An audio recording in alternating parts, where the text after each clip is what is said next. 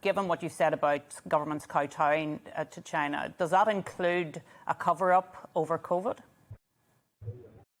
Well, this is one of the big questions, of course, which is really the public has reached a conclusion which is well ahead of their governments, I think, in many of our countries.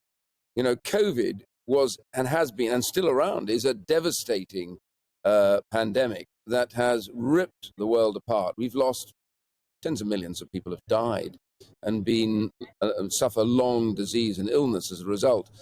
And this all started in China, and we want to know and get to the bottom of how did it start.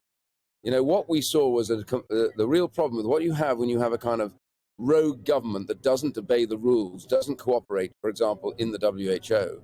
Instead of doing what they were meant to do, which should have reported almost immediately they have a virus which is not known in the sense of how to deal with it, they should have reported that straight away to the WHO. They delayed certainly at least a month, probably more, by which time this local disease and then became an epidemic in China had escaped out into the rest of the world, and the rest, as we know and say, is history. So millions have died.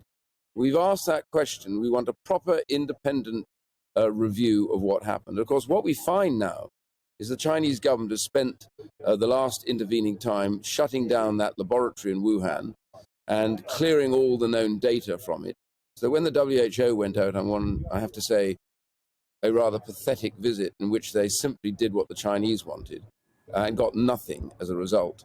Now more and more people are convinced that there is a real problem that we need to get to the bottom of. And had we got to the bottom of it earlier, who knows how many people could have been saved if they had been a month earlier in their public utterances.